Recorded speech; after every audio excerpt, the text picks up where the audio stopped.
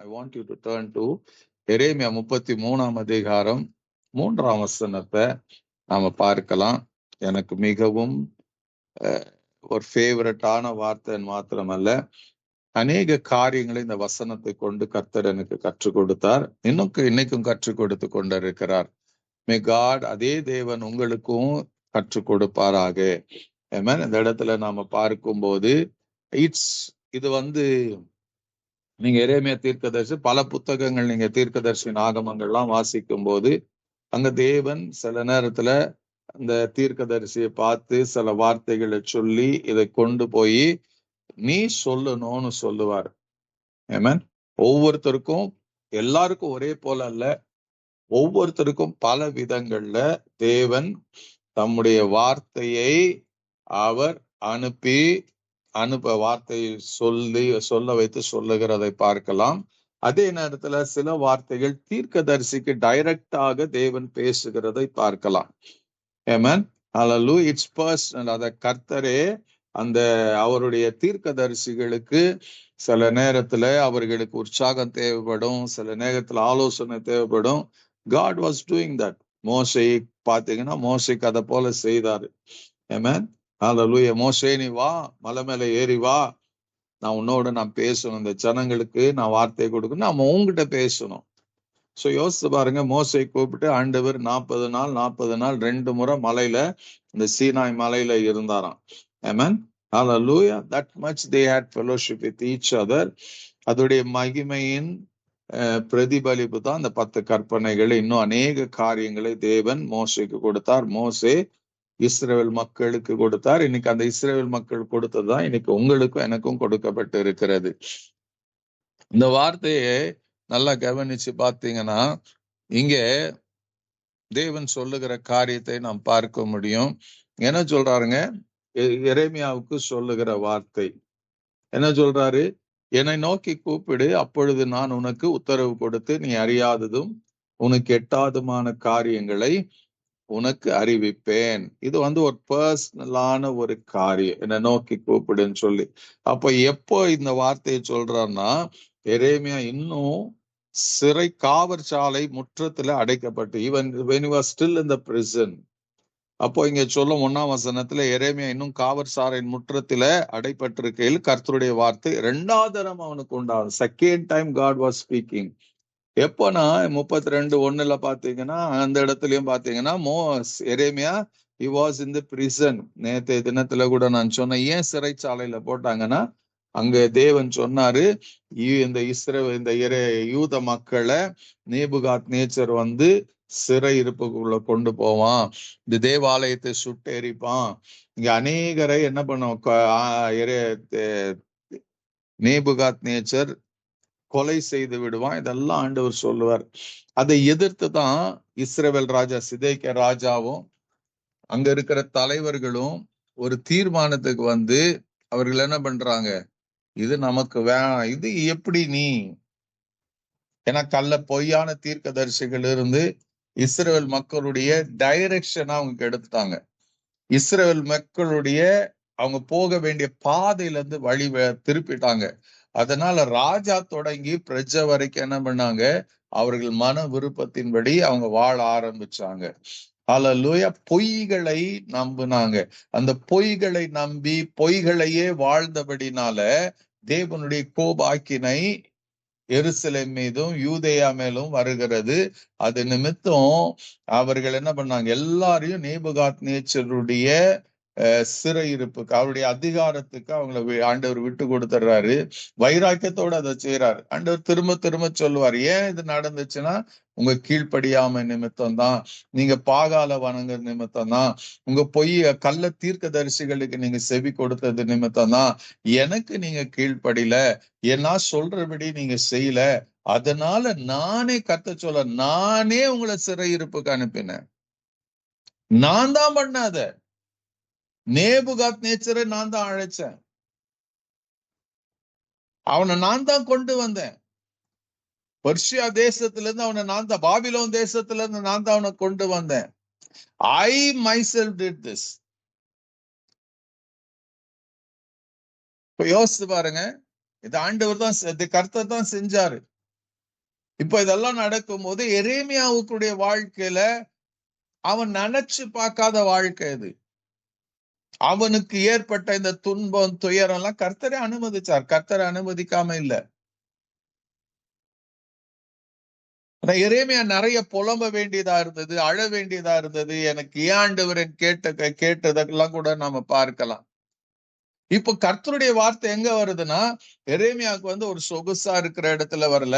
இங்க ஆண்டவருக்கு கர்த்தருடைய வார்த்தை எரேமியாவுக்கு வரும்போது, நான் உன்னை விடுவிப்பேன்ப்பா, நான் உன்னை இதை பண்ணுவேன், நான் உன் தலையை உயர்த்துவேன், இதெல்லாம் அந்த தேவன் சொல்லல.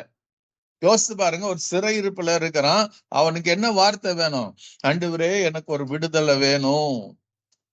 அவன் தான் எதிர்பார்த்திருப்பான். நான் ஒரு ஆட்களை அனுப்புறேன், உனக்கு ரட்சிப்பு உண்டாகும், உனக்கு மீட்பு உண்டாகும் சொல்லுகிற வார்த்தையை அது கேட்கறதுக்கு தான் ஆமலா இருப்பேன். எல்லாரும் பிரச்சனையில இருக்கிறவங்களுக்கு கர்த்தருடைய வார்த்தை இல்லைன்னா கர்த்தருடைய நீங்க போய் ஜெபித்து கொள்ளும் போது வரக்கூடிய எதை எதிர்பார்த்து போவானா, ஒரு நல்ல வார்த்தை எனக்கு வரணும், கர்த்தர் என்னை ஆசீர்வதிக்கிற வார்த்தை எனக்கு வரணும், கர்த்தர் என்னை உயர்த்துகிற வார்த்தை வரணும்னு சொல்லிதான் போவோம்.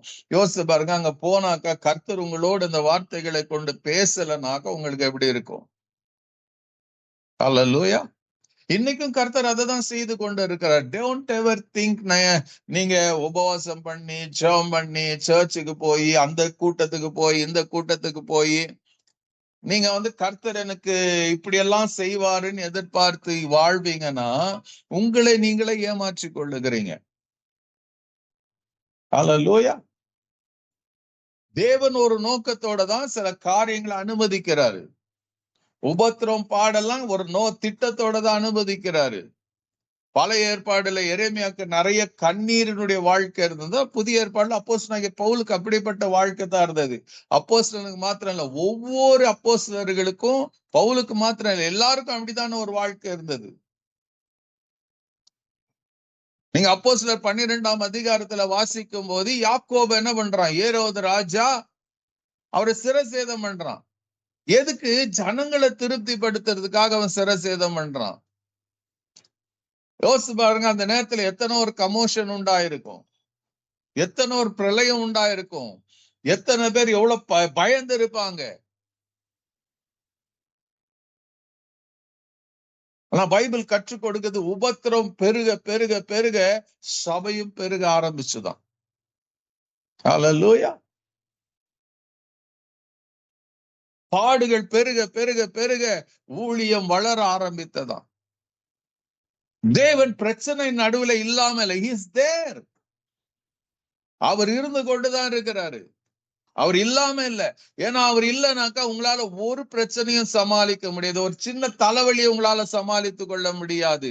ஒரு உங்களுக்கு விரோதமா வருகிற காரியங்களை நீங்க சமாளிக்க முடியாது. கர்த்தர் அந்த பிரச்சனை நடுவுல தான் இருக்கிறார். ஏசாயா 43:2 படி, நீ தண்ணீர்களை கடக்கும் போது நான் உன்னோடு இருப்பேன், ஆறுகள் உன் மேல் புரளுவதில்லை. கர்த்தர் அங்க கூட இருக்கிறாரு. தாவீது சங்கீதம் 23:4 சொல்வார், நான் மரண இருளின் பள்ளத்தாக்கில் நடக்கும் போது தேவரீர் என் பட்சத்துல இருக்கிறார். கர்த்தர் அவர் கூட தான் இருக்கிறாரு. என்ன ஒண்ணுன்னா, நம்ம இந்த உபத்திரவத்தின் பாதையில போகும்போது நம்ம உபத்திரவம் பெருசா தெரியும், நம்ம பாடுகள் பெருசா தெரிய ஆரம்பிச்சிருது, கூட இருக்கிறவரை சிறியவராய் காண ஆரம்பிச்சு. அதனால நமக்கு நம்பிக்கை வருதில்லை. அவர் இந்த பிரச்சனை, இந்த போராட்டம், இந்த பாதையில போய் நான் வெளியே வருவேனாங்கிற நம்பிக்கை இல்லாம வாழ்ந்து கொண்டு இருக்கிறோம். 32ஆம் அதிகாரத்துல எரேமியாவை ஜெயில சிறைச்சாலையில போடுறான். எதுக்கு? நேபுகாத்நேச்சர் வருவான், பாபிலோன் ராஜா வருவான், இதை கொள்ளையிட போகிறான், உங்களை கொன்று போட போகிறான்னு சொல்லுவாரு. அதை ஏற்றுக்கொள்ள மனதில்லாம ஒரு சிறைச்சாலையில போடுறாங்க. மனுஷன் தான் எரேமியாவை தன்னுடைய அதிகாரத்தை பயன்படுத்தி அவனை சிறைச்சாலையில வைக்க முடியும். ஆனா கர்த்தர் எங்கு வேணாலும், God is able to go everywhere and anywhere. அவன் சிறைச்சாலையில இருக்கும் போதுதான் கர்த்தருடைய வார்த்தை வருது. அவர் தான் செய்ய போகிற காரியத்தை அவர் சொல்றாரு. எரேமியாவே, இதை நான் செய்ய போகிறேன், நீ சொல்லு மக்களுக்கு. அவங்க கேட்கிறாங்களோ கேட்கறது இல்லை, அதை பத்தி நீ கவலைப்படாது. நான் என் வார்த்தையை நீ சொல்லணும். அது இந்த பூமியில சத்தம், என்னுடைய சத்தம் தொனிக்கப்படணும். கர்த்தருடைய வாயிலிருந்து ஒரு வார்த்தை புறப்பட்டு வந்துருச்சுன்னா அது நிறைவேறாம இருக்க முடியாது. ஏசாயால வாசிக்கிற 55ஆம் அதிகாரத்துல அவருடைய வாயிலிருந்து புறப்படுகிற வார்த்தை அது வெறுமையாய் அவரிடத்துல திரும்பாதான், எதற்காக அவருடைய வார்த்தை அனுப்பினாரோ அதை நிறைவேற்றும் என்று நமக்கு வேதம் கற்றுக் கொடுக்கிறது. The same thing. அவருக்கு அது உதாரணமும் சொல்றாரு. வானத்துல இருந்து மழையும் பனியும் வந்து அது வெறுமையாய் அது மறுபடியும் மேல போகாம அது வந்து நோக்கத்தை நிறைவேற்றுகிறது போல என்னுடைய வார்த்தையும் இருக்கும். So when God speaks, it produces results. அதுதான் நீங்க ஆதியாகமம்ல நாம வாசிக்கிறோம். ஆண்டவராகிய தேவன் என்ன பண்றாரு? வெளிச்சம் உண்டாக கடவுது என்று பேசி சொன்ன மாத்திரத்துல வெளிச்சம் உண்டானது என்று நமக்கு வேதம் கற்றுக் கொடுக்கிறது. இன்றைக்கும் தேவன் வார்த்தைகள், அவர் வசனங்களை, அவர் வார்த்தைகளை பேசி கொண்டிருக்கிறார். அந்த வார்த்தைகள் வரும்போதுதான் நம்முடைய வாழ்க்கையில மாற்றம் வருகிறது, நம்முடைய வாழ்க்கையில தெளிவு வருகிறது. ஆமென். Hallelujah. So God is a God of always who speaks to us. நம்மோடு இடைப்படுகிறவராய், நம்மோடு பேசுகிறவராய் இருக்கிறாரு. அவர் பேசாம இருந்தது கிடையாது, அவர் பேசாம இருக்கவும் போகிறது கிடையாது. ஒவ்வொரு நாளும் அவர் பேசிக்கொண்டுதான் இருக்கிறார். நீங்க வேதத்தை எடுத்து திருப்பி படிக்கும் போது அவர் உங்களோடு பேசுகிறவராய் இருக்கிறார். சிறைச்சாலையின் முற்றத்துல இருக்கும் போது 2வது முறை எரேமியாவோடு கர்த்தர் பேசுகிறாரு. என்ன பேசுறாரு? எரேமியாக்கு அந்த நேரத்துல யோசிச்சு பாருங்க, ஜெயில இருக்கிறாங்க. அவனுக்கு ஒரே ஒரு அப்பத்துண்டு தான் கொடுக்க சொல்லி கட்டளை கொடுக்கப்படுகிறது. அவன் பசியை எப்படி தாங்கினான்னு தெரியாது. ஆனா கர்த்தர் வந்து நான் உன்னை போஷிப்பேன்னு சொல்லல, உன்னை விடுதலை ஆக்குவேன்னு சொல்லல, உன்னை கண்ணீரை துடைப்பேன்னு சொல்லல, உனக்கு பயப்படாதுங்கிற வார்த்தையை சொல்லாம ஆண்டவர் ஆரம்பத்துல சொன்னபடி நான் சொன்னதை நீ சொல்லணும், பழகி கொள்ளணும்னு சொன்னார்ல. அது போல வந்து இப்ப பேசுறாரு. என்ன சொல்றாருங்க? சொல்ல என்ன நோக்கி கூப்பிடு. அப்ப எரேமியா தேவனை நோக்கி கூப்பிடலையா? அவன் ஜெபிக்கலையா? எரேமியா ஒரு ஜெபிக்கிற மனுஷன்.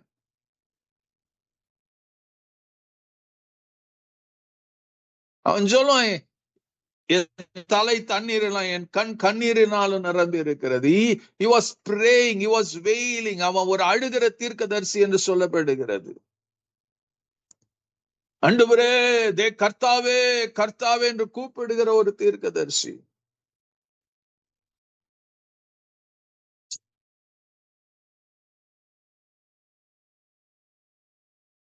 எதுவரைக்கும் மௌனமா இருப்பீர் என்று கேட்கிற ஒரு தீர்க்கதரிசி. ஆனா இங்க என்ன நடக்குதுங்க? அவனை திரும்ப ஆண்டவர் சொல்ற, என்ன நோக்கி கூப்பிடு. சில நேரத்துல தேவனுடைய காரியங்கள் நமக்கு புரியாத புதிரா இருக்கும். என்ன தெரியுமா? அகைன் 2வது முறை கர்த்தர் வந்து அவன்கிட்ட சொல்றான், என்னை நோக்கி கூப்பிடு. அப்போ God is not satisfied with நம்முடைய ஜெபம். இன்னைக்கு உள்ள ஜெபம் பண்ணா அந்த திருப்தியில தேவன் இல்ல. அவர் என்ன விரும்புகிறார்னா, தொடர்ந்து நாம் அவரிடத்துல அவரை கூப்பிட்டு கொண்டே இருக்கணும்.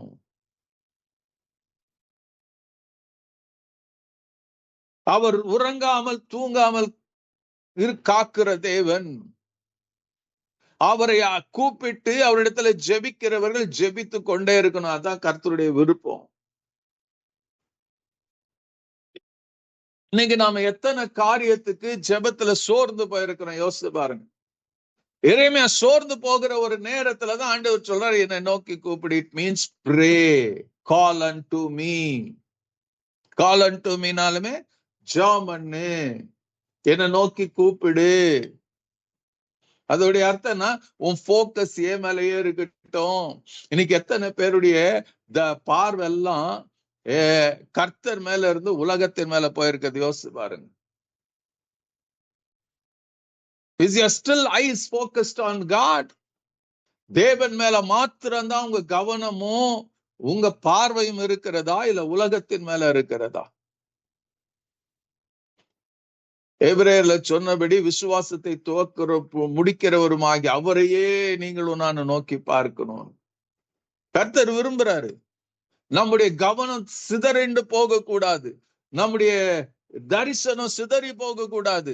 நம்ம இயேசுவையை பார்த்து கொண்டிருந்தாதான் அந்த விசுவாசத்துல நிக்க முடியும், அந்த தரிசனத்துல நிக்க முடியும். சொல்ற, என்னை நோக்கி கூப்பிடு, என்ன பார்த்து கூப்பிடுப்பா. let your focus be on me. தாவீது சங்கீதம் 14 கர்த்தரை எப்பொழுது எனக்கு முன்பாக வைத்திருக்கிறேன். எப்போது உங்க வாழ்க்கையில என்ன கர்த்தருடைய பிள்ளைகளாக ஒரு கிறிஸ்தவர்களாக இருக்கிறோம்னா நமக்குள்ள இருக்க வேண்டிய ஒரு காரியம் என்ன தெரியுங்களா? நம்முடைய பார்வை, நம்முடைய உணர்வு எப்போதும் இயேசு மேலதான் இருக்கணும். அவரோடு ஒன்று கலந்து வாழ்கிற ஒரு அனுபவத்துல இருக்கணும். ஏன் அந்த அனுபவத்தை ஆண்டவர் கூப்பிடு, நோக்கி கூப்பிடு, என்கிட்ட ஜெபம் பண்ணு, இடைவிடாம ஜெபம் பண்ணு ஆண்டவர் சொல்லி இருக்கிறார்ல. இடைவிடாம ஜெபம் பண்ணுங்க, சோர்ந்து போகாம ஜெபம் பண்ணுங்க. கர்த்தர் ஜெபிக்க கூப்பிடுறாருன்னா, கூப்பிட சொல்றாருன்னா அதுக்கு பின்னாடி ஒரு பெரிய திட்டத்தை ஆண்டவர் வச்சிருக்கிறார் என்பதை மறந்துடாதீங்க. மோசையுடைய வாழ்க்கையை நீங்க கவனிச்சு பாத்தீங்கன்னா, ஏதோ மோசே ஒரு நாள் அவரு முச்செடி நடுவுல தோன்றினாரு, கொஞ்ச நேரம் பேசினாரு, அதோட முடிஞ்சிடல. நீங்க அதுக்கு அடுத்து பாத்தீங்கன்னா மோசே தொடர்ச்சியாய் தேவ சமூகத்துக்கு போகிறதும் வருகிற ஒரு மனுஷனாக காணப்பட்டான். ஆண்டவர் ஏன் கூப்பிடு, ஏன் ஜெபம் பண்ணுன்றாரு? அல்லேலூயா. So he wants your fellowship. அவர் என்ன பண்றாரு? நீங்க அவர்கிட்ட வரணும்னு அவர் காத்து கொண்டு இருக்கிறார். எத்தனை பேருக்கு தெரியுமா? தெரியாது. நீங்க நிறைய நேரத்துல நம்ம பல மணி நேரம் சோசியல் மீடியால செலவு பண்ணலாம், பல மணி நேரம் வேலையில செலவு பண்ணலாம். ஹல்லேலூயா. நீங்க வேலையில அந்த அக்கஸ்டமர்ட் ஆயிடுறீங்கல்ல. இந்த வேலை ஸ்தலத்துக்கு போகும், இந்த வேலை பண்ணணும், இது ஃபர்ஸ்ட், இது செகண்ட், இது third. You become accustomed to your work. You become accustomed to the system. உங்க கம்பெனியுடைய சிஸ்டமுக்கு நீங்க ஒத்து போக ஆரம்பிக்கிறீர்கள், அக்கஸ்டம் ஆயிடுறீங்கல்ல, பழகிறீங்கல்ல. இதுக்குதான் அவன் இந்த டார்கெட் என்ன கொடுத்து இருக்கிறாங்க, இந்த வேலை இப்படிதான் செய்யணும்னு ஒரு அந்த பக்குவத்துக்கு வந்துடுறீங்கல்ல. அது ஒரு நாள்ல வரக்கூடிய காரியமா? பல நாட்கள், பல மாதங்கள், பல வருடங்கள். அது வந்து என்ன அடுத்து பாத்தீங்கன்னா you become one among them. உங்களையும் அந்த காரியத்தையும் பிரிக்க முடியாது. அதே போலதான் ஆண்டவர் ஏன் தொடர்ந்து இடைவிடாம ஜெபம் பண்ணு, சோர்ந்து போகாம ஜெபம் பண்ணு கர்த்தர் நமக்கு சொல்லி கொடுத்து கொண்டே இருக்கிறார்னா, God wants us to become accustomed about him. தேவனை அறிகிற அறிவுக்குள்ள நீங்களும் நானும் வர வேண்டும் என்று கர்த்தர் விரும்புகிறவரா இருக்கிறார். மோசே 40 நாட்கள் மலையில மாத்திரம் இல்ல, அவன் கீழே வந்த பிறகும் அவனுக்கு அது பழகி போச்சு. தேவனிடத்துல பேசாம அவனுக்கு இருக்க முடியல, தேவனிடத்துல போகாம அவனிடத்துல இருக்க முடியல. இன்னைக்கு உங்களுக்கு எனக்கு அந்த பழக்கம் இருக்கிறதா? ஏன் ஆண்டவர் என்னை நோக்கி கூப்பிடுன்னு ஆண்டவர் சொல்றாரு? ஏன் அந்த சிறைச்சாலையின் முற்றத்துல ஆண்டவருடைய இந்த வார்த்தை வந்து கர்த்தர் இதை சொல்றாருன்னா, God wants you to get accustomed with him.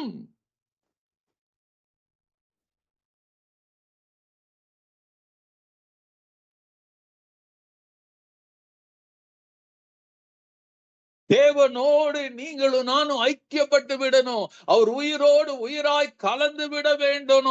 அவருக்கும் நமக்கு எந்த பிரிவினை இருக்க கூடாது. நத்திங் பைபிள் சொல்லுது, ஒன்று நம்ம பிரிக்க முடியாது என்று சொன்னது போல ரோமர் 8ல, hallelujah, there should be nothing that have power to separate you and me from God. அந்த இடத்துக்கு வரணும். அதுக்கு வழி ஆண்டவர் என்ன பண்ணி வச்சிருக்கிறார்? through the power of prayer, through the power of calling on God. திரும்ப திரும்ப திரும்ப ஆண்டவரை கூப்பிட்டு கொண்டே இருக்கணும். நீங்க நாம தான் சோர்ந்து போகிறோம், அவர் சோர்ந்து போகிறது இல்ல. என்னை நோக்கி கூப்பிடு. look unto me, call unto me. அப்ப என்ன சொல்றாரு? நீ வேற யாரையும் கூப்பிடாத, வேற யாருக்கிட்டே ஜெபத்துக்கு போகாத, என்கிட்ட வா, என்கிட்ட ஜெபம் பண்ணு. எல்லாவற்றையும் என்கிட்ட கொண்டு வா.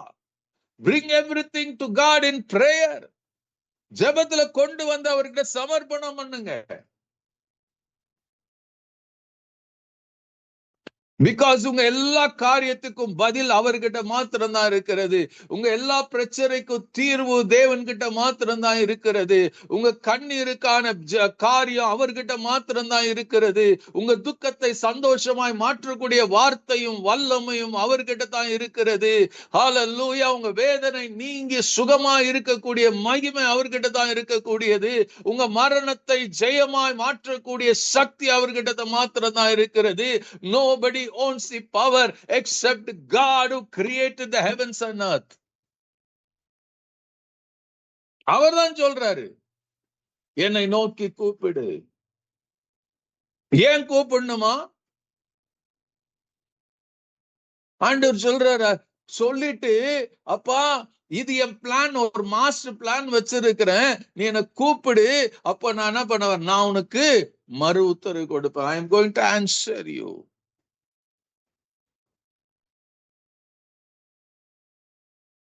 எரேமியா எதிர்பார்த்து இருக்கலாம், ஆண்டவர் எனக்கு ஒரு நல்ல செய்தியை கொடுக்க போகிறாரு, எனக்கு இந்த யூத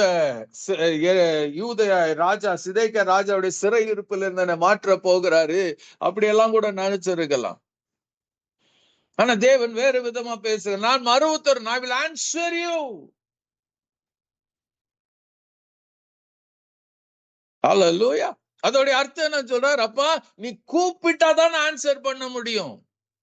இயேசு அழகா சொன்னார்ல, நீங்க ஜெபத்துல எவைகளை கேட்பீர்களோ அது பெற்று கொண்டீர்கள் என்று விசுவாசிங்கள், கேளுங்கள் அப்பொழுது கொடுக்கப்படும். And Jesus very categorically spoke to us about prayer. You call, you pray.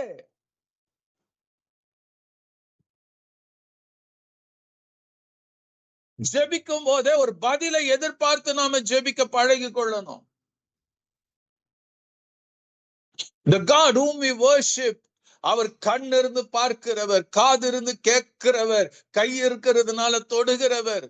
We don't worship an idol that has கண் இருந்து பார்க்காதது, காது இருந்து கேட்காதது, கை இருந்து தொடாதது, கால் இருந்து நடக்காத ஒரு விக்கிரகத்திடத்துல நீங்க பேசல.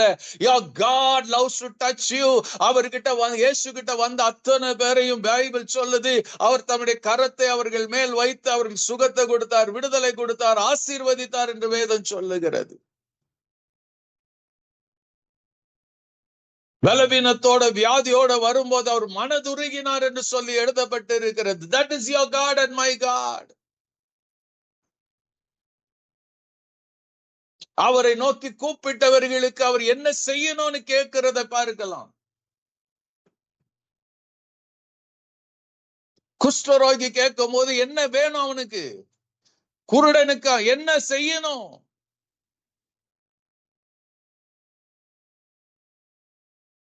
He was willing. There was an answer from Jesus.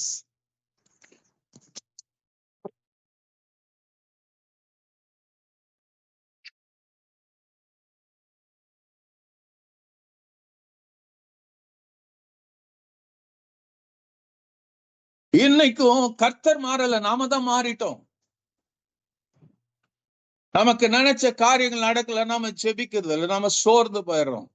எவ்வளவு ஜெபம் பண்ணாலும் ஒண்ணும் நடக்கிறது இல்லைன்னு விட்டுறோம். ஆனா ஆண்டவர் என்ன பண்றாரு, எதிர்பார்த்து கொண்டு இருக்கிறார். நீங்களும் நானும் ஜெபிப்போன்னு எதிர்பார்த்து கொண்டு இருக்கிறார். அவரை பார்த்து கூப்பிடுவோன்னு அவர் எதிர்பார்த்து கொண்டு இருக்கிறாரு.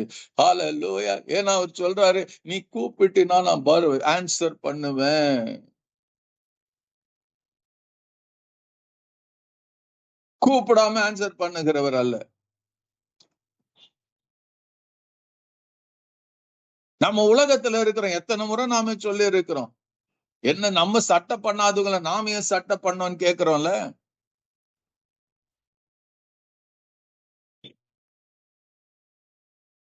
பாண்டு கர்த்தர் மாத்திரம் எப்படி செய்ய முடியும்?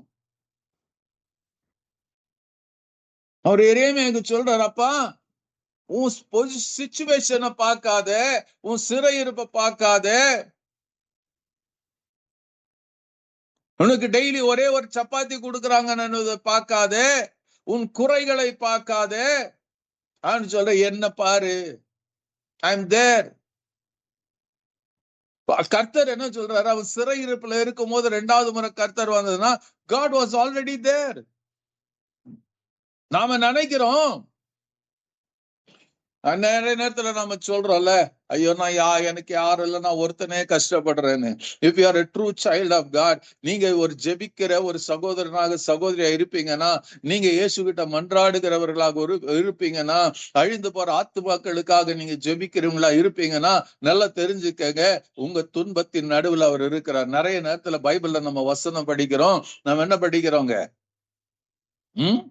ஹalleluya, நான் உன்னை விட்டு விலகுவதில்லை, கைவிடுவதில்லை என்ற வாக்குத்தத்தெல்லாம் கேட்டா நம்ம அதை மார்க் பண்ணி ஃப்ரேம் கூட போட்டு வச்சிருப்போம் வீட்டுல, வாக்குத்தத்தங்களை வச்சு. நல்லதுதான். ஆனா we don't see God in our troublesome timeல நாம தேவனை பார்க்கிறோமா? அவரோட பேசுகிற, அவரை கூப்பிடுகிறோட தேவன் என்ன பண்றாருங்க? யோசேப்போட காரிய தேவன் இருந்தார், அவன் காரிய சித்தி உள்ளவனானான். நல்ல பைபிளை படிச்சு பாருங்க. அது எப்ப வருதுங்க? அவனை எகிப்துக்கு சிறையாய் கொண்டு போன பிறகுதான் அந்த வசனமே வருது. அவன் தேவனுக்கு பிரியமானவன் தான், அவன் பாவமே செய்யாம தான் வாழ்ந்தான். இதெல்லாம் உண்மைதான். ஆனால் எப்ப அந்த வசனம் வருதுங்க?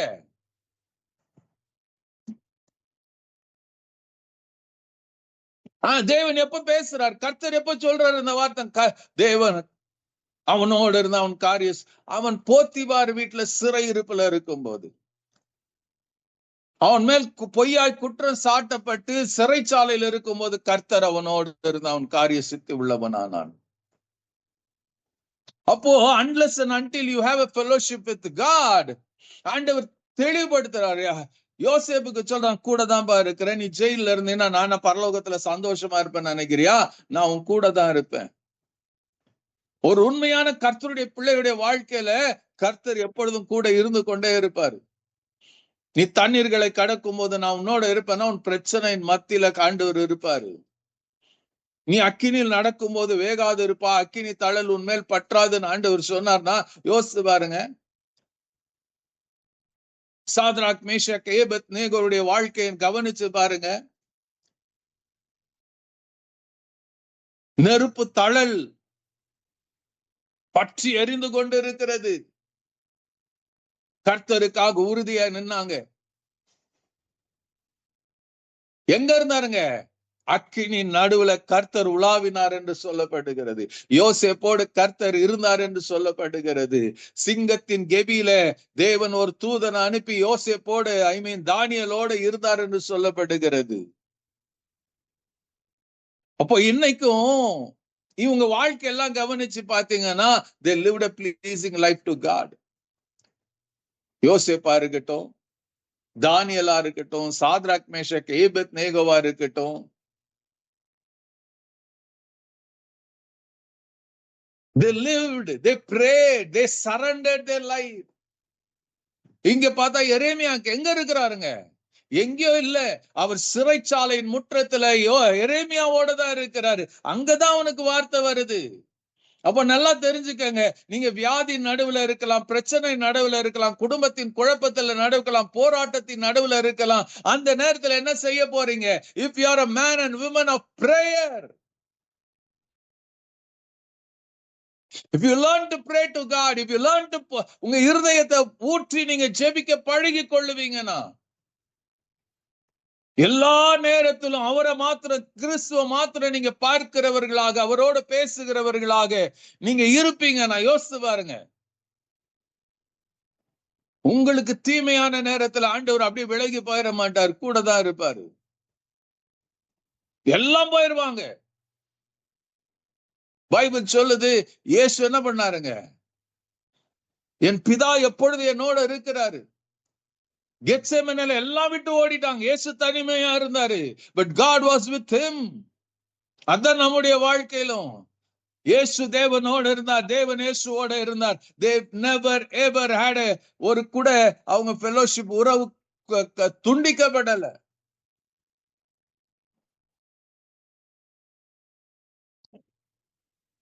இன்னைக்கு நம்ம கொஞ்சம் யோசிச்சு பாருங்க, சோசியல் மீடியால எவ்வளவு நேரம் செலவு பண்றோம், ஜெபத்துல எவ்வளவு நேரம் செலவு பண்றோம், பைபிள் வாசிப்புல எவ்வளவு நேரம் செலவு பண்றோம். வேலைக்கு நம்முடைய உலக பிரகாரமா கர்த்தர் கொடுத்திருக்கிற வேலையில எவ்வளவு நேரம் செலவு பண்றோம்? We don't think much about God.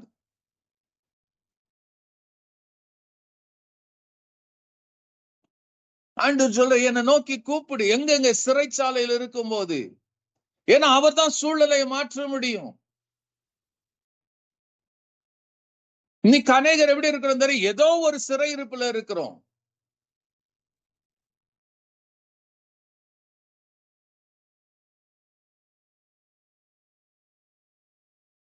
Why Jeremiah was shut up in the court or in the prison. இன்னைக்கு எத்தனை பேர் நாம ஏதோ ஒரு சிறையிருப்புல தான் இருக்கிறோம். ஏதோ ஒரு கவலை என்ற சிறையிருப்பு, வேலை என்ற சிறையிருப்பு. You and I are shut up with something or the other.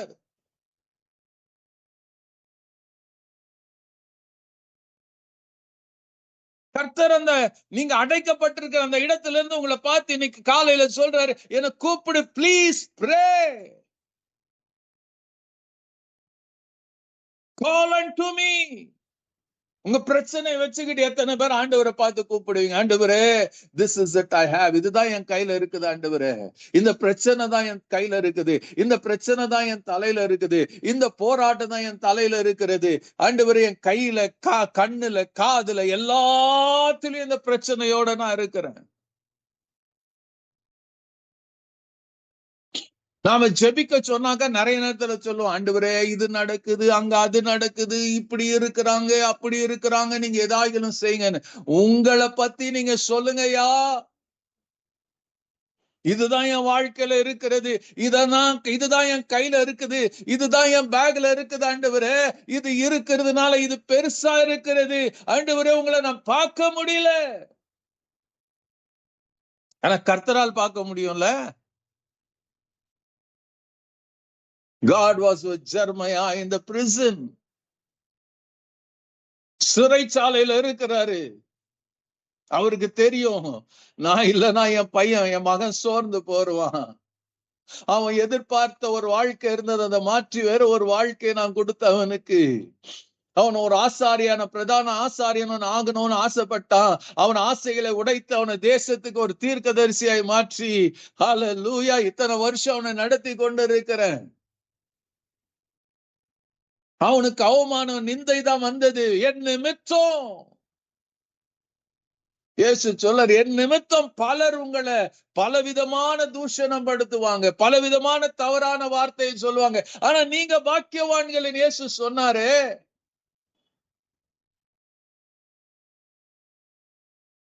But நமக்கு என்னங்க, எல்லாருக்கிட்டையும் நான் நல்ல பேர் வாங்கணும், நல்ல பேர் வாங்கணும் தான்.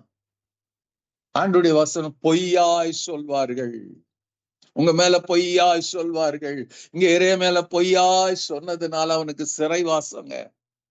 அந்த சிறைவாசத்தின் நடுவுல ஆண்டவர் சொல்ற, என்ன நோக்கி கூப்பிடு. Still I am there, Jeremiah. இன்னைக்கு உங்க நடுவுல இருக்கிறவரை பாருங்க. உங்க பிரச்சனை நடுவுல, உங்க பிரச்சனை, let not your problem become your God. Let not your issues of life become God in you. Let God be God. அந்த தேவன் தேவனா இருக்கட்டும்.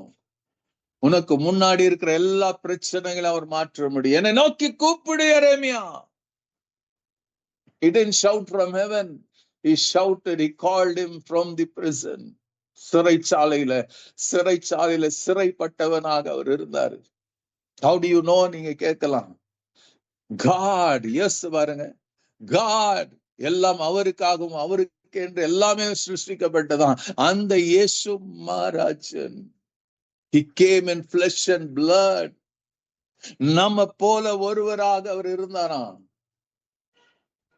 He walked with the destitutes. அவர் படுத்தாரு, உறங்கினாரு, பசி சாப்பிட்டாரு. யோசிச்சு பாருங்க. The God of heaven and earth. மனுஷ சாயலாய் காணப்பட்டார், மனுஷ ரூபமாய் காணப்பட்டார். He walked like man, he sat like man, he wait like man.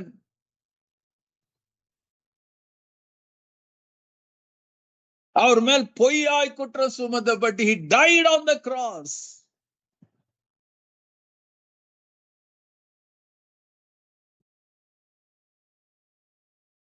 ஒருத்தருக்கும் அறியாதது புரியாததுமான எட்டாத காரியத்தை ஆண்டவர் செய்தார். என்ன செய்தார் சொல்லுங்க?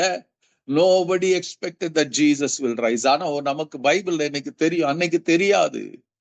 கூட இருந்த 3.5 வருஷம் கூட இருந்த பேதருக்கு தெரியாது, யாக்கோபுக்கு தெரியாது, யோவானுக்கு தெரியாது, அந்திரேயாவுக்கு தெரியாது. But God knew, Jesus knew. என்ன தெரியுமா? When you keep calling God, அவர் எல்லாத்தையும் வரப்போற காரியங்களை கூட உங்களுக்கு தெரிவித்து கொண்டு இருப்பாரு. ஜீசஸ் அட்வான்ஸ் அவருக்கு சொன்னாரு, என்னை கொலை செய்வாங்க, 3ஆம் நாள்ல நான் உயிரோட எழுந்திருப்பேன். அதனாலதான் ராத்திரி பகலுன்னு பார்க்காம அவர் தேவ சமூகத்துக்கு ஓடினாரு, ஜெபித்தார், இரவெல்லாம் ஜெபம் பண்ணாரு, சாயங்காலம் எல்லாம் ஜெபம் பண்ணார், இருட்டோடு எழுந்து ஜெபம் பண்ணார், ஊழியம் முடிந்த பிறகு ஜெபம் பண்ணார், ஊழியத்துக்கு முன்னாடி ஜெபம் பண்ணார். There was no time that Jesus lived without prayer.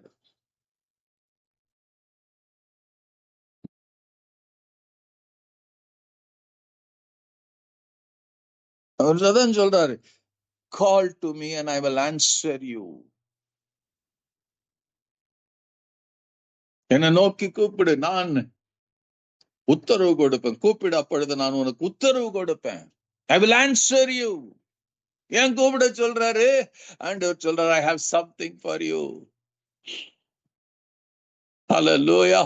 நீங்க எதிர்பார்க்கிற காரியத்தை உங்ககிட்ட இல்லாம ஆண்டவர் கொடுக்காம இருக்கலாம். பட் சம்திங், அவர் சொன்னார்ல, நீங்க ஆண்டவர் சொன்னார், I have something for you. உங்களுடைய எதிர்காலத்தை குறித்து நான் தீர்மானம் பண்ண இருக்கிறேன்.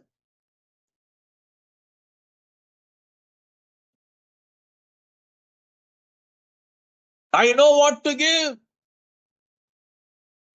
குஷ்டரோகி வந்து அவனுக்கு சுகம் வேணும்னு தெரியும், அந்த சுகத்தை தான் கொடுத்தார், வேற கொடுக்கல, பணத்தை கொடுக்கல இயேசு. திமிர்வாதக்காரனுக்கு பாவ மன்னிப்பை கொடுத்துதான் சுகத்தை கொடுத்தாரு. என்ன வேணுமோ அது கொடுப்பாரு. உங்களுக்கு தேவையானது எதுவோ அதுதான் ஆண்டவர் கொடுப்பார். வேத எதுவும் தேவையில்லாததை கர்த்தர் கொடுக்க மாட்டாரு. என்னை நோக்கி கூப்பிடு, நான் உத்தரவு கொடுப்பேன். I want to answer you. I am waiting to answer you. I am waiting to answer you.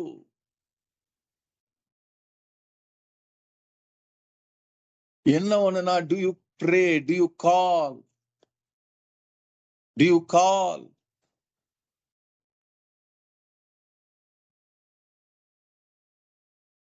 கர்த்தராகிய இந்த இயேசுவை குறித்து எவ்வளவு முறை நீங்க சொல்லி இருக்கிறீங்க இந்த நாள்ல, யோசிச்சு பாருங்க. Did you call upon the name of the Lord Jesus? எதை கேட்க நாமத்துல எதா கேளுங்கன்னு அதுக்கு மாத்திரம் இல்ல, அவரை கூப்பிட்டு கொண்டே இருக்கணும். இரவும் பகலும் அவரை கூப்பிட்டு கொண்டே இருக்கணும். பரலோகம் தான் செய்து கொண்டது, இரவும் பகலும் அவரை ஸ்தோத்திரம் பண்ணி கொண்டு இருக்கிறது. Why don't you call him? ஏன் போகும்போது வரும்போது இயேசுவேன்னு சொல்ல முடியாதா? அந்த ரெவரன்ஸோட சொல்ல முடியாதா? உங்களால முடியும். But we have so much garbage in our mind. அதனால இயேசு வருவதற்கு முன்பாக மற்ற காரியங்கள் நம்ம மைண்டுக்குள்ள இருக்கிறது, அதை தான் பேசிக்கொண்டு இருப்போம். எத்தனை முறை நம்ம பிரச்சனைகளை பேசுறோம், நம்ம கஷ்டங்களை பேசுறோம், நம்ம போராட்டங்களை பேசுறோம். இயேசுவை குறித்து எப்ப பேசுவீங்க? அவர் சொல்ல, என்ன நோக்கி கூப்பிடணும். I am ready to answer you. நான் உத்தரவு கொடுப்பேன்.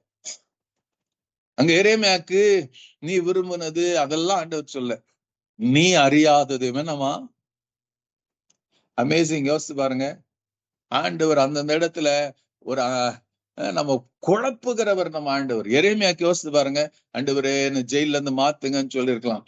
ஹல்லேலூயா. நீங்க புதிய ஏற்பாடுல அதேதான். பவுல் கேட்பார், ஆண்டவரே எனக்கு இந்த முள்ளு இருக்குது, ரொம்ப கஷ்டமா இருக்குது. 3 முறை ஜெபம் பண்ணாராம், இந்த முள்ளை எடுத்துருங்க ஆண்டவரே, என்னால நிம்மதியா தூங்க முடியல, இருக்க முடியல. ஏசப்பாவுடைய பதில் என்னங்க? அது இருந்தா இருந்துட்டு போட்டோம். உங்களை பார்த்து அப்படி சொன்னா என்ன பண்ணுவீங்க? இருந்தா இருந்துட்டு போட்டோம்பா. கஷ்டமா இருக்குதா? இருந்தா இருந்துட்டு போகட்டும்பா. என்ன வீட்டுல ரொம்ப கஷ்டப்பட இருந்தா இருந்துட்டு போகட்டும்ப்பா, என்ன ரொம்ப அவமானப்ப இருந்தா இருந்துட்டு போகட்டும் விடுப்பா. ஆனா ஏன் பவுல் எதிர்பார்க்காத காரியத்தை அங்க தேவன் சொல்றார். என்னை விட்டு நீங்கும்படி மூன்று தரம் கர்த்தரிடத்துல வேண்டிக் கொண்டேன். 2 கொரிந்தியர் 12 அதிகாரம் 8 வசனத்திலிருந்து. அதற்கு அவர் சொன்னாராம், என்னன்னு, என் கிருபை உனக்கு போதும், பலவீனத்தில் என் பலம் பூரணமாய் விளங்கும் என்றார். சம்மதம் இல்லாம காரியம். ஆண்டவர் இதை கர்த்தர் இன்னைக்கு அதான் செய்வார். என்ன நோக்கி கூப்பிடு, நான் உத்தரவு கொடுப்பேன். நீ அறியாததும் உனக்கு எட்டாதுமான காரியங்களை நான் தெரிவிப்பேன், உனக்கு அறிவிப்பேன்.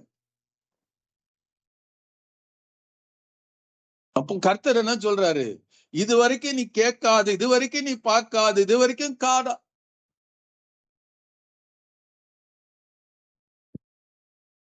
பெரிய காரியங்கள் நான் வச்சிருக்கிறேன்பா, அதை நான் உனக்கு அறிவிப்பேன். இப்பங்க பவுலுக்கு அறிவிக்கிறார் என்னன்னு, கிருபையினால ரட்சிக்கப்படுவது பவுல் எழுதுறாரு, அதுக்கு தெரியும். ஆனா இங்கே சொல்றாரு, அதை காட்டிலும் அப்பா என் கிருபை இட்ஸ் நாட் ஒன் லெவல். ரட்சிப்புங்கிறது ஒரு ஃபேஸ், ஒரு லெவல்ப்பா. அதுக்கு மேல கிருபை கிருபை கிருபை இருக்கிறது. அந்த கிருபையில ஒரு லெவல் என்ன தெரியுமா, என் கிருபை உனக்கு போதும். எதுக்கு? ரட்சிப்புக்கு மாத்திரம் இல்ல.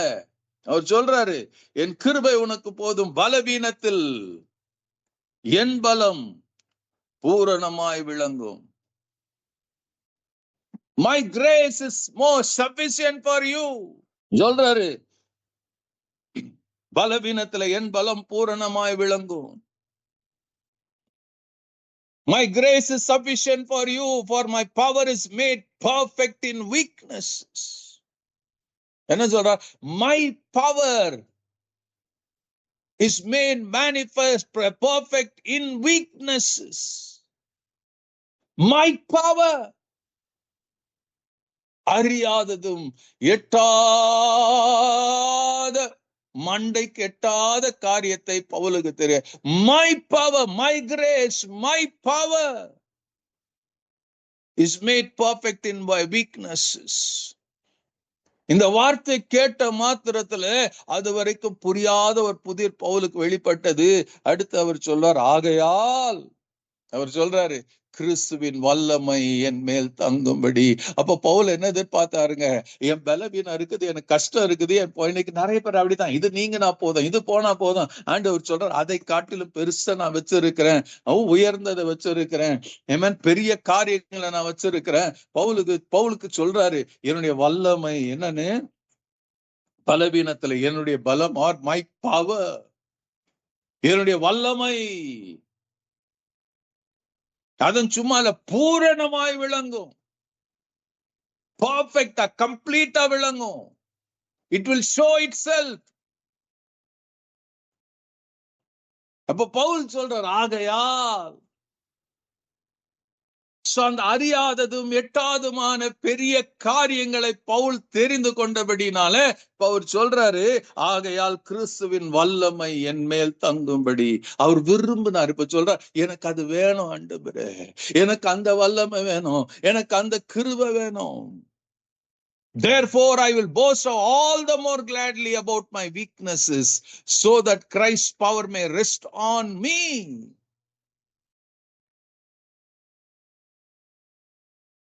இன்னைக்கு நாம இதை அறியாம புரியாம இருக்கிறதுனால இந்த காலை பொழுதுல கர்த்தர், I believe God is revealing the deep secrets.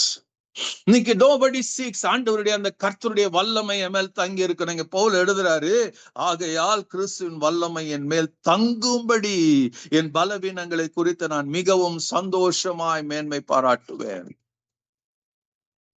நான் துக்கப்படுறேன்னு சொல்லல. எரேமியாவுக்கு இந்த வார்த்தை வந்த போது, ஆண்டவர் பரவாயில்ல ஆண்டவரே, நான் சிறைச்சாலையில இருக்கிறேன், இந்த சிறைச்சாலையில நீங்க என்னோட இருக்கிறீங்களே, நீங்க என்னோட இருந்தா பரலோகமே என்னோட இருக்குமே, பரலோகம் என்னோட கூட இருந்தா மகிமை எங்கேதானே இருக்கும், அது போதும் ஆண்டவரே, சிறைச்சாலையின் அனுபவம் எனக்கு பரவாயில்ல ஆண்டவரே.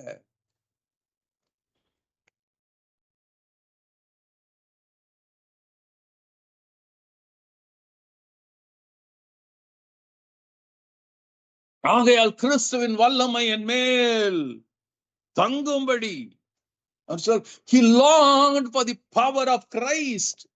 அற்புத அடையாளம் செய்யறதுல அந்த கிருபையில இருக்கிற வல்லமை, அவருடைய பலவீனத்துல இருக்கிற என்னை பலப்படுத்துகிற வல்லமை, எனக்கு வல்லமையை கொடுக்கிற அந்த வல்லமை, அவர் சொல்றார் அது எனக்கு வேணும் ஆண்டவர். I am going to lose everything, எல்லாத்தையும் நான் விடுறதுக்கு ரெடி.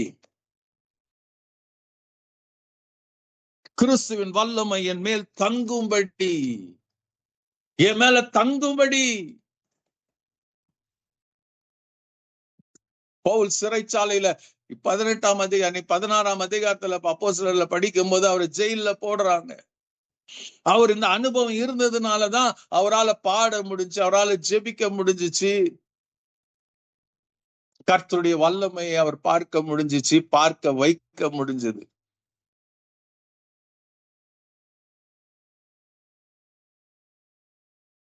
இன்னைக்கு நாம ஒரு சின்ன பலம், ஏன் வந்துச்சு, எதுக்கு வந்துச்சு, இதனால வந்துச்சு, அதனால வந்துச்சு, அவங்க வந்ததுனால வந்துச்சு.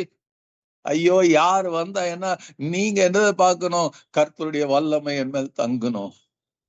I want the power of God to rest upon me. இதுதானே உங்க ஆசையா இருக்கணும், இதுதானே உங்க விருப்பமா இருக்கணும், இதுதானே உங்க ஜெபமா இருக்கணும். உங்க துன்பத்தின் நடுவுல தான், உங்க பலவீனத்தின் நடுவுல தான், உங்க போராட்டத்தின் நடுவுல தான், remember your God is with you.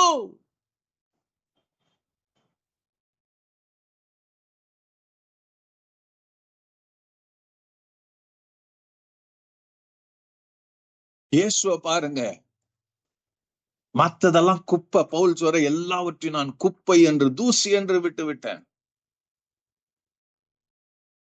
To know Christ and the power of his resurrection. நான் என் கர்த்தராகிய இயேசு கிறிஸ்துவை, அவருடைய உயிர்த்தெழுதல் வல்லமையையும் அறிவதற்கு என்ன பண்ற, எல்லாத்தையும் குப்பையா எண்ணுகிற, தூசியா எண்ணுகிற. இன்னைக்கு நீங்க எதை பொக்கிஷமா எடுக்க நினைக்கிறீங்க? இயேசுவையா, அவருடைய வல்லமையா, இல்ல உலகத்துல அழித்து போகிற இந்த பொருளையும், உலகத்துல இருக்கிற ஐஸ்வர்யத்தையும் அதிகாரத்தையுமா?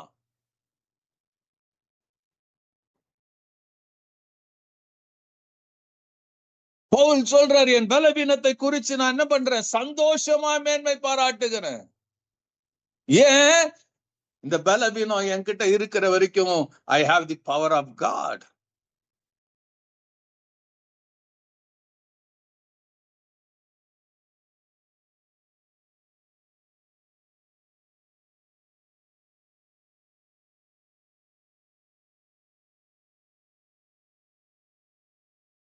பலவீனம் இருக்குது, இல்லைன்னு சொல்லல.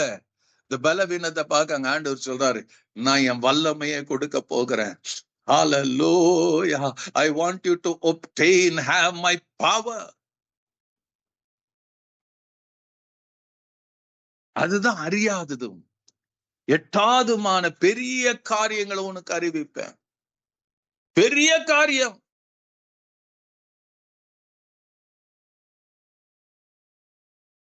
பரிசுத்த ஆவி உங்கள் மேல் வரும்போது நீங்க வல்லமையை பெறுவீர்கள், என்னுடைய சாட்சிகளாய் இருப்பீர்கள். That is the greatest thing.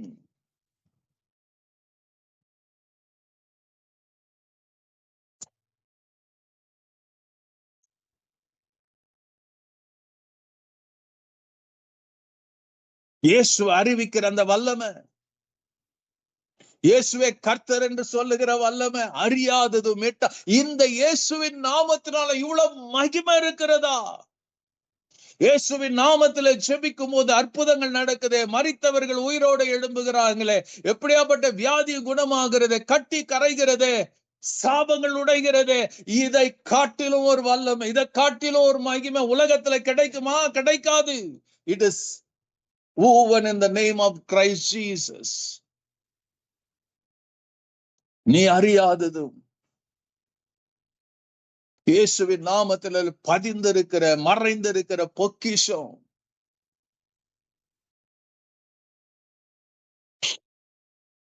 என் நாமத்துல நீங்க எதை கேட்டாலும் நான் செய்வேன் என்று வாக்கு பண்ணி இருக்கிறாரே, அந்த நாமத்துல இருக்கிற மகிமை, வல்லமை.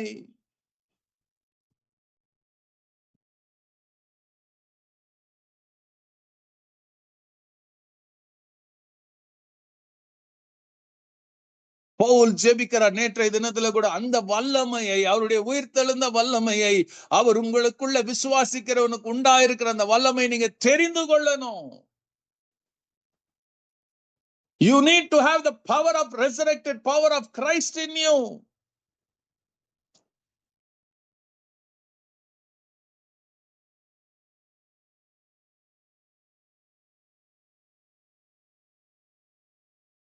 We are looking, நாம உலகத்தை நாம இன்னைக்கு சபையில அதை கத்து கொடுத்துறோம். நம்ம பாக்குறதே வேலையாயிருச்சு. நம்ம குடும்பத்தை பாக்குறதே வேலையாயிருச்சு. அதை பத்தி பேசுறதே வேலையாயிருச்சு. நம்ம பிரச்சனைகளை பத்தி பேசுறதே நமக்கு பழக்கமாயிருச்சு. We don't look to God. நீ ஆண்டவர் சொல்ல, என்னை நோக்கி, let today everything change, என்னை நோக்கி கூப்பிடு. நான் உத்தரவு கொடுத்து நீ அறியாததும் உனக்கு எட்டாதமான பெரிய காரியங்களை நான் செய்வேன்னு சொல்ல அறிவிக்கிற. நான் அறிவிச்சு நீ தெரிஞ்சுக்கிட்டு நீ எக்ஸிக்யூட் பண்ணதான் கர்த்தர் விரும்புறாரு. நான் செய்வேன்னு சொல்லல, அறியாததும் எட்டாதுமான பெரிய காரியங்களை நான் செய்வேன்னு சொல்ல உனக்கு நான் I will let you know. I will let you know. ஏன் நான் செய்ய முடியும். நீ என்ன பண்ண போற? நீ செய்யணும். என்னுடைய சாட்சியா நீ தான் இருக்க முடியும். என்னுடைய கையா நீ இருக்கணும். என் வாயா நீ இருக்கணும். என் சரீரமா நீ இருக்கணும். என்னுடைய ஆலயமா நீ இருக்கணும்.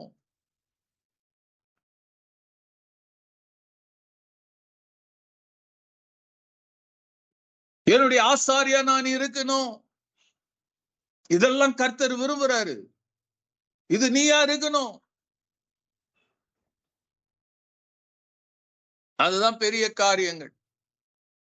பெரிய காரியங்கள் அதுதான். மற்றதெல்லாம் உலகத்துக்குரிய காரியங்கள், உலகத்தோட முடிஞ்சிடும். நீ என்னதான் எப்படியான விசேஷமான ஒரு பெரிய 10,000 ரூபாய் கொடுத்து ஒரு பிளேட் சாப்பாடு சாப்பிட்டாலும் அது உங்க வயிற்றுக்குள்ள இருக்க போகிறது இல்ல. கழிவா வெளியேறும். You cannot store it. ஐயோ இவ்வளவு விளையாச்சு, நீங்க ஃப்ரிட்ஜ்ல சேர்த்து வச்சாலும் அது ஒரு சில நாட்கள் தான் இருக்கு. அதுக்கப்புறம் ஃப்ரிட்ஜ்ல வச்சாலும் அது அழுகி போயிடும், நாற்றம் எடுத்துரும். Why don't you understand it? இது பிரதானமான ஒரு காரியம் என்ன தெரியுமா? ஸ்டில் இன்னைக்கும் நாம we don't believe in God. அதனாலதான் ஆண்டவர் தேடி தேடி தேடி தேடி யாரையோ சொல்லிட்டு இருக்கிறாரு. அந்த தேடி தேடி பாக்குறவங்கள நீங்க ஒருத்தரா இருக்கலாம். Let you become Jeremiah. இந்த வார்த்தையை சொல்லிட்டு நீங்க எரேமியா 33 எல்லாம் படிச்சீங்கன்னா தான் செய்ய போகிற காரியத்தை அவர் சொல்றாரு. எரேமியாக்கு புரிஞ்ச இருக்காது.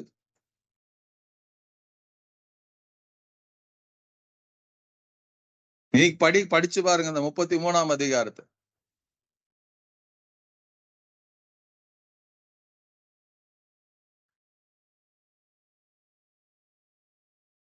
So this wonderful God, இன்னைக்கு அவன் சிங்காசனத்துல விற்று இருக்கிறாரு. இந்த மத்தியான பொழுது அந்த வார்த்தை கொண்டு நம்மோடு பேசி கொண்டு இருக்கிறாரு.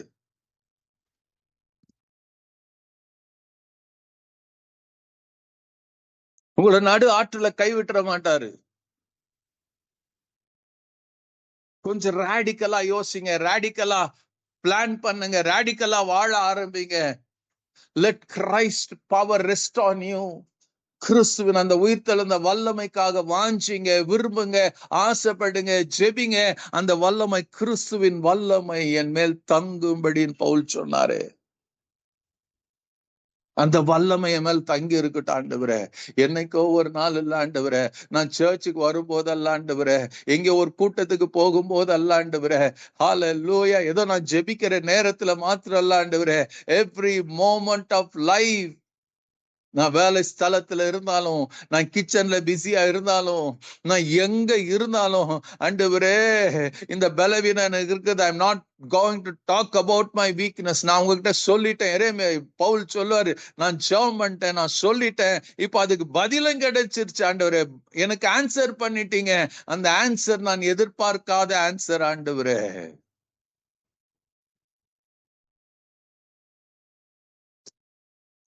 ஆன்சர் என்ன? என் கிருபை உனக்கு போதும். உன் பலவீனத்துல என் பலம் பூரணமாய் விளங்கும். It will be complete, it will be perfect. அந்த வல்லமை எதிர்பாருங்க, அந்த மகிமை எதிர்பாருங்க. என்ன மூடி இருக்கட்டும் ஆண்டவரே, என்ன மூடி இருக்கட்டும் ஆண்டவரே. மோசேயின் முகம் பிரகாசித்ததே, ஆசரிப்பு கூடாரத்துல தேவனுடைய மகிமை வந்து மூடினதே.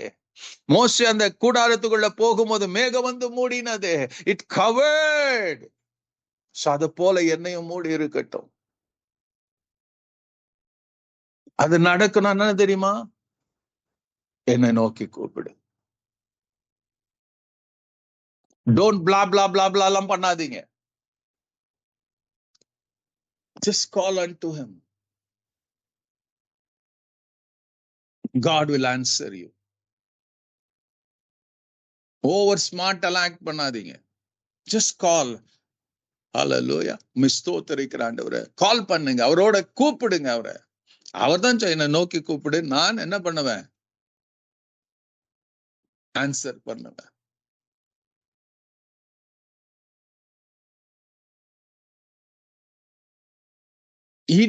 தொடர்ந்து நீ உங்க வேலை என்ன, என் வேலை என்ன தெரியுமா? கூப்பிடுறது மாத்திரம் தான். ஜீசஸ். கிச்சன்ல ஜீசஸ். நடக்கிறீங்களா? ஜீசஸ். போன்ல யாரோட பேசி நடுவுல ஜீசஸ். படுக்கிறீங்களா? ஜீசஸ். என்ன நோக்கி கூப்பிடு. I will answer. கூப்பிட்டா தானே. நீ இப்படி கூப்பிடுன்னு சொல்ல, என்ன நோக்கி கூப்பிடுனாரு.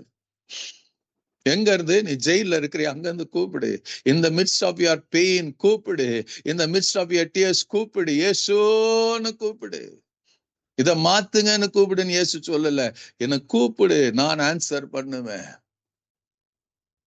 மத்ததெல்லாம் ஒரு வேலை உங்களுது, அடுத்த வேலைலாம் பதில் கொடுக்கிறது அவரு. அறியாததும் எட்டாதுமான காரியங்களை தெரிவிக்கிறது அவரு. இத புரிஞ்சுக்கங்க. ஹல்லேலூயா. கர்த்தர் தாமே உங்களை ஆசீர்வதிப்பாராக.